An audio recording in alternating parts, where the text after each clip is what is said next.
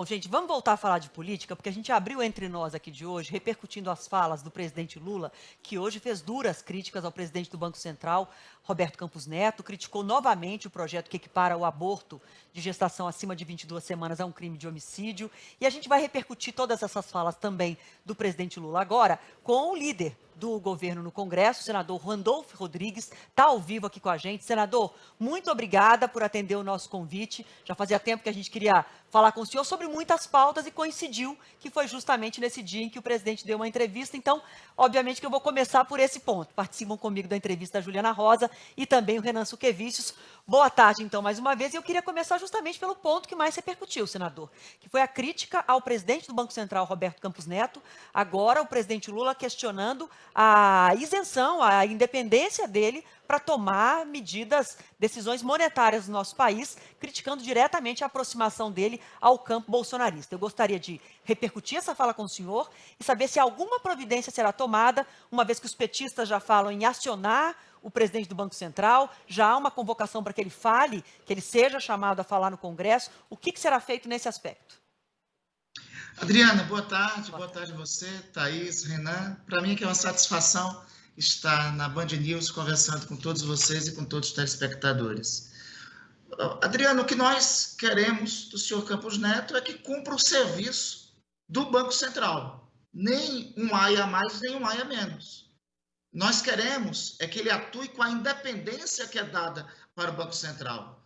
Me parece que o comportamento recente, participar de eventos festivos, ser convidado a ser secretário da Fazenda, de um governo estadual que é um dos principais adversários do presidente da República, sem desmentir publicamente isso, ou sem dizer que não é hora desse tipo de convite, não me parece ser a atitude ou o comportamento de alguém que é presidente de uma instituição que se reivindica independente.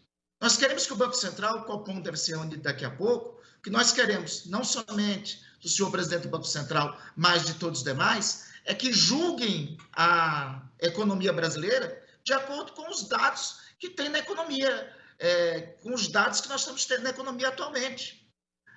Altas taxas de juros se justificam quando a inflação está fora do controle. Não é essa a realidade desde o começo do governo do presidente Lula. Altas taxas de juros se justificam quando há um excedente no mercado e precisa tomar e não há necessidade de estímulo ao crescimento econômico. Não é essa a realidade de agora. Nós estamos com desemprego no menor nível, mas nós precisamos. Nós estamos num bom momento da economia, inclusive superando as projeções do Produto Interno Bruto. Então, se der continuidade à desaceleração da taxa de juros da economia brasileira, nós temos certeza absoluta que a economia brasileira irá surpreender o mundo. Já estamos com a previsão de crescimento de 2,2% ou mais, segundo o mercado, segundo o próprio governo, para o próximo período. Se nós tirarmos essa taxa de juros, nós podemos chegar até 3,5% de crescimento. É a própria ata do Copom, última, que diz que a taxa de juro real neutra da economia tem que ser de 4, 5%. Qualquer taxa, aliás, que a taxa de juro real é de 4,5%. Qualquer taxa de juros hoje no Brasil, acima de 8,46%, só serve para uma coisa. Só serve para o capital especulativo, só serve para retrair a economia, só serve para tentar impulsionar desemprego. Então, a partir dos dados reais, é que nós queremos que, com a independência do Banco Central, o Banco Central julgue. Este é o sentido da fala do presidente da República no dia de hoje. Senador, Juliana Rosa aqui falando, boa tarde. A Boa gente tarde. sabe que tem muita especulação no mercado financeiro, a gente sabe que o presidente Lula tem também razão em criticar a postura política que não condiz com a postura que deve ter um presidente de um banco central, mas também o governo tem uma participação, uma responsabilidade nesse juro alto ao ter um gasto muito acima daquilo que foi prometido dentro das metas fiscais. Gostaria que o senhor pudesse dizer quando que o governo vai cortar, aonde que o governo vai cortar, porque isso ajudaria muito também na queda de juros do Brasil. Juliana, veja, em primeiro lugar, o governo não tem nenhuma perspectiva de mudar o próprio arcabouço fiscal que ele aprovou.